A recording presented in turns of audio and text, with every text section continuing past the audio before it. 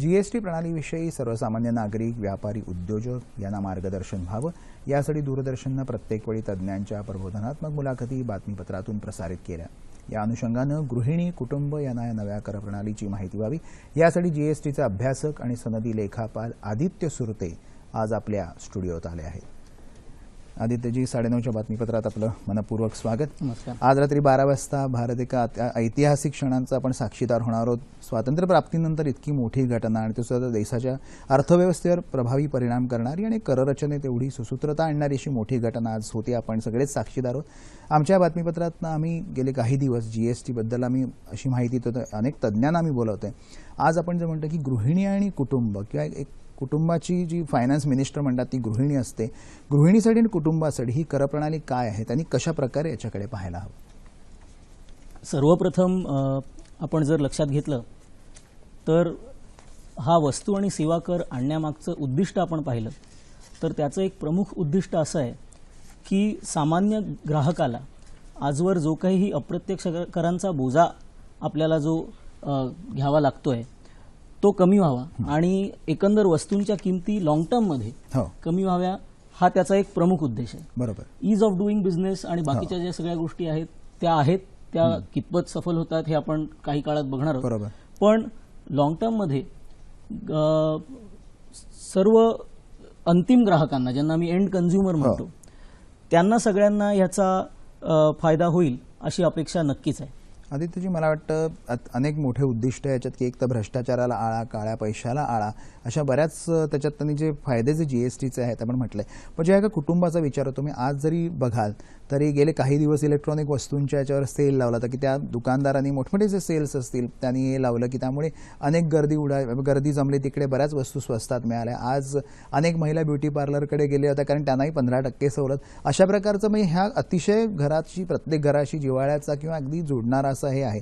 मुळात ही कर प्रणाली जी फायदेशीर आपण म्हणालात की शॉर्ट टर्म मध्ये कदाचित महागाई व्हायची शक्यता आहे, अशाही प्रकारची एक भीती व्यक्त करण्यात, लॉंग टर्म मध्ये त्याला 1.5-2 वर्ष जाऊ लागतील। अर्थात सरकारला पण याची कल्पना आहे।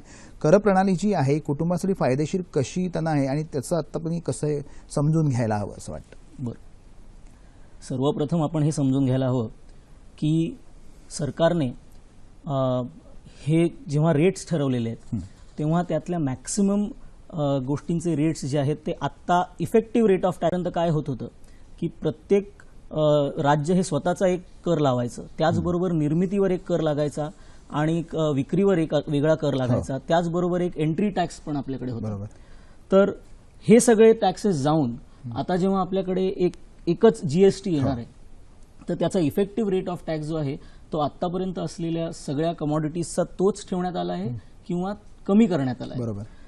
तर हे जे तुम्ही उदाहरण म्हणालात की सगळीकडे सेल लागले होते, तो माझ्या मते एक शॉर्ट टर्म बेनिफिट आपण म्हणू शकतो एका दृष्टीने, की विक्रेत्यांना एक प्रकारची थोडीशी भीती असल्यामुळे की त्यांना त्यांच्या स्टॉकमध्ये असलेल्या मालाचा क्रेडिट मिळेल की नाही, बरोबर, यासाठी त्यांनी जो क्लिअरन्स चालू केला होता त्यामुळे बऱ्याच लोकांनी सेलमध्ये गोष्टी विकत घेतलेल्या आहेत।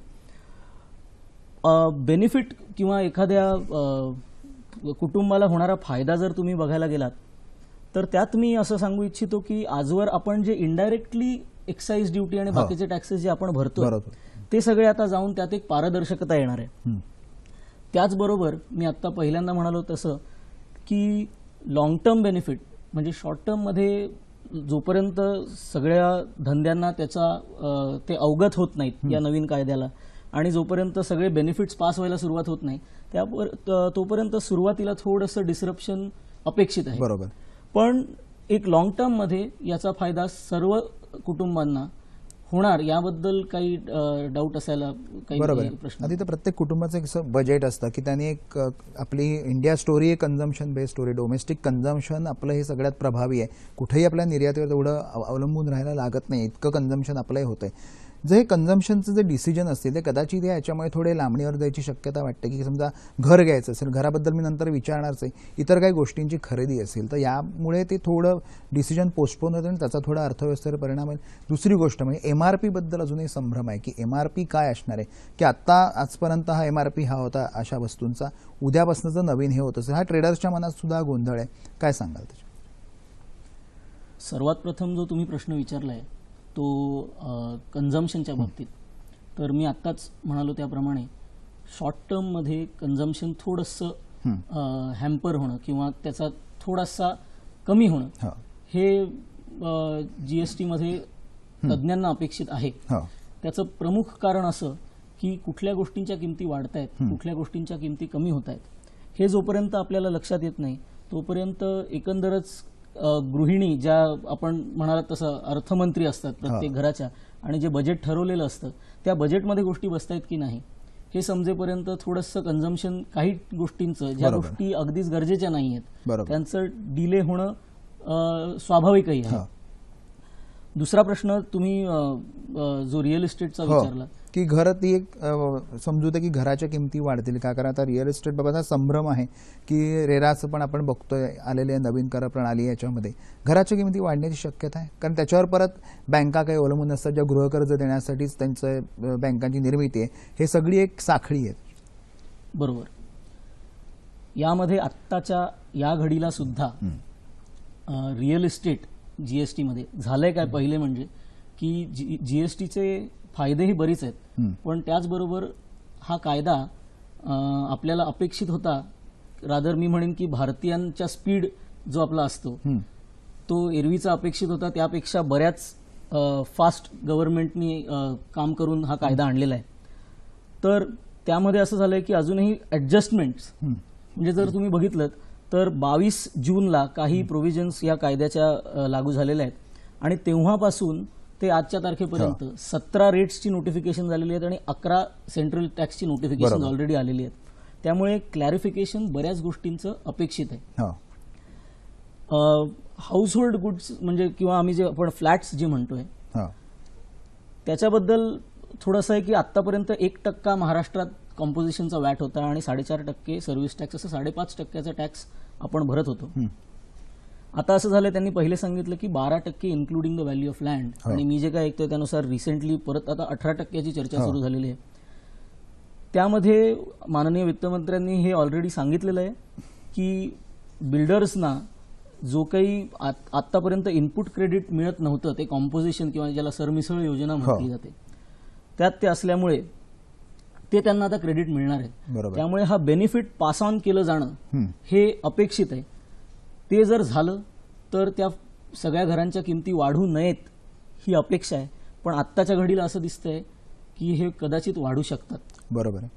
आता सगळ्या गोष्टींची इथे लिस्ट करणं शक्य नाही, पण अशा कुठल्या गोष्टी ज्याच्यावर कर वाढायला मुख्य असतील तशा कर वाढवलेत किंवा कमी केलेले आहेत, किंवा एंटरटेनमेंट असेल किंवा सिनेमा तिकीट असतील जे अगदी जिव्हाळ्याचे आहेत. पैठणीला GSTतून वगळण्यात आलं असे हे आहे, काहीशी गृहिणींना दिलासा देणारी बातमी आहे. कशा प्रकारे ज्या महत्त्वाच्या गोष्टी आहेत त्या सगळ्यांचा इथे परामर्श घेणं शक्य नाही. बरोबर.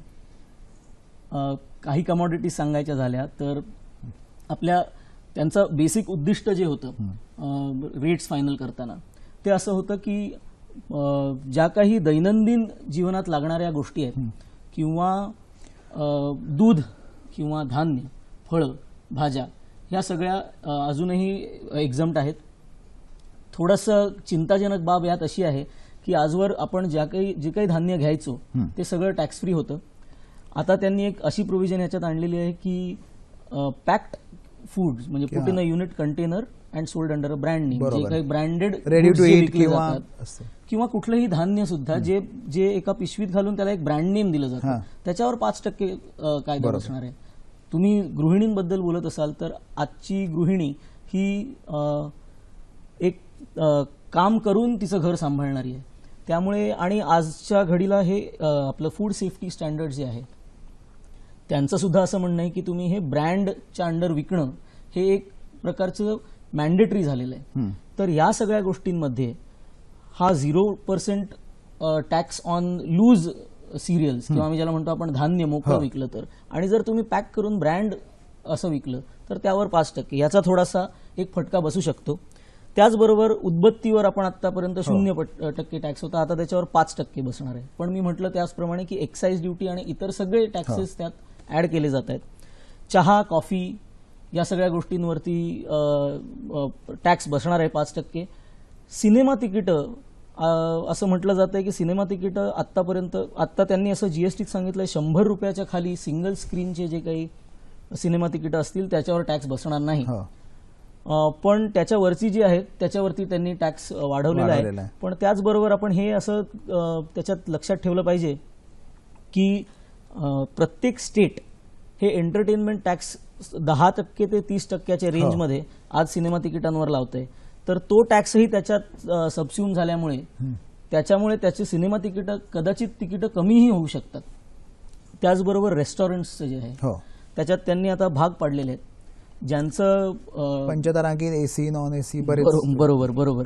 त्यात आता ह्याच्यात थोडीशी अशी विचार करण्यासारखी बाब अशी आहे की आजच्या घडीला एअर कंडिशन्ड हॉटेल ही लक्झरी राहिली आहे का? नाही, बरोबर आहे खरं. तर एअर कंडिशन्ड हॉटेलला वेगळा जास्तीचा टॅक्स लावणं हे कितपत योग्य आहे. पण मी म्हणालो त्याप्रमाणे की कायदा नवीन आहे. जसे जसे आपण एक एक स्टेप पुढे जात जाऊ तसं तसं जीएसटी काउन्सिलकडनंही काही क्लॅरिफिकेशन बरोबर देणं आहे. किंवा काही त्यामध्ये बदल आणणं हे अपेक्षित आहे. मुळात हे सगळ्याचं व्यापक जर बघितलं की एक अर्थव्यवस्थेला पूर्ण शिस्त लावण्याचा एक प्रकार जे या गव्हर्नमेंटने 1.5-2 वर्षापासून सुरू आहे. मग ते आधार कार्ड असेल, पॅन कार्डशी संलग्न करणं, जनधन योजना, हे सगळे जर बघितलं एक कुठेतरी सुसूत्रता आणि एक अर्थव्यवस्थेला शिस्त आणण्याचा जो प्रयत्न. आणि तुमच्यासारख्या सनदी लेखापाल पुढची आव्हानं वाढले की प्रत्येक येणाऱ्याला त्याला याचं समजूत करून द्यावं की कसं जीएसटी पुढे अंमलात येईल का येईल. आज आपण 9:30च्या बातम्यात सहभागी झाल्याबद्दल मनपूर्वक धन्यवाद. धन्यवाद.